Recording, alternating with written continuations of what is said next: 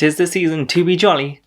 21 has been a lot of fun for doctors, what with the pandemic, being blamed for not seeing any patients. Not true, by the way.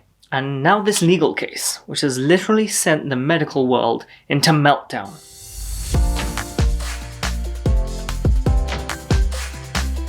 Before I get into this, I want to stress that I am not a lawyer, and I'm not intending to point any fingers at anyone involved in the case, but rather the possible implications from my own understanding of the case. And I encourage you to read into this yourself, whether you're a doctor or not.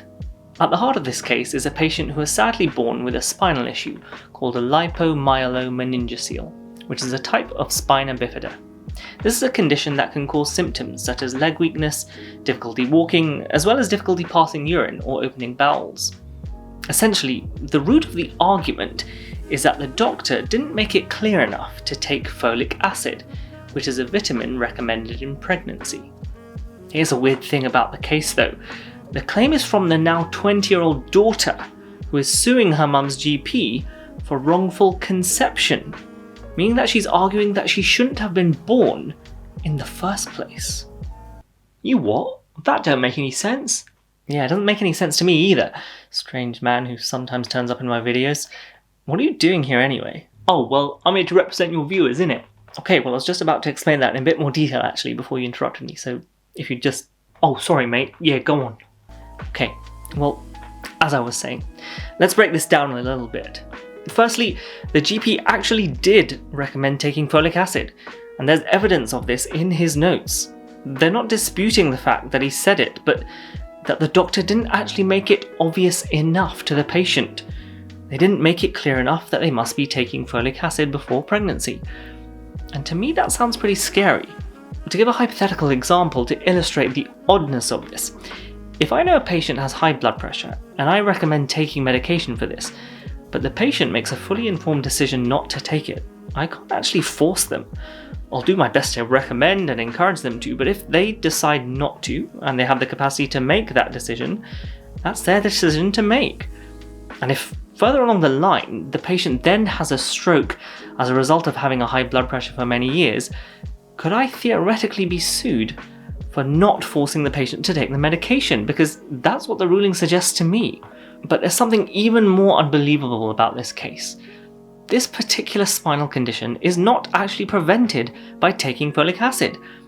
And here's a reference to a study that actually confirms this fact. Hang about. Then how come the GP was sued if you can't even prevent the condition by taking folic acid?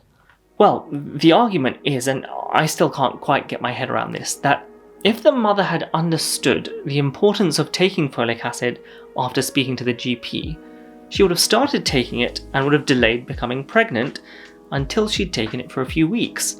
And then the child would have been conceived at a different time point, maybe a few weeks later. And at this new point of conception, there would have been a chance that the child would have been born without a spinal condition. Just by chance. So the argument is that a different human would have been born because of a slightly different mix of the parent's cells, because it would have been a different point in time.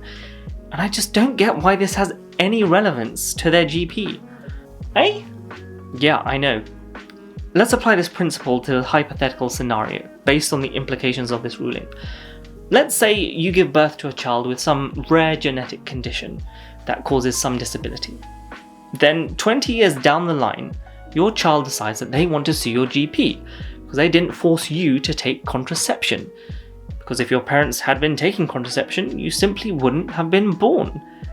And that to me makes no sense, and I'm sure you can appreciate the implications of this. Doctors are truly fearful that they could be sued by someone not even born yet, and it would completely open the floodgates to litigation by practically anyone with any genetic medical condition that has a disability, now or in the future. Again, I strongly suggest you read the case records for yourself to understand the details, and I'm just giving my own impression of the potential implications. So don't sue me for making this video. No, really, please don't. It's cases like this that seriously strike fear into the heart of any doctor. And I don't mean to get my violin out here, but I think it's fair to say that most doctors want the best for their patients and would never intend to cause harm. So next time you're thinking of suing your doctor, maybe think twice. I hope you liked this video, and if you'd like to see more stuff like this, make sure you like and subscribe to my channel, and I guess I'll see you next time. See ya!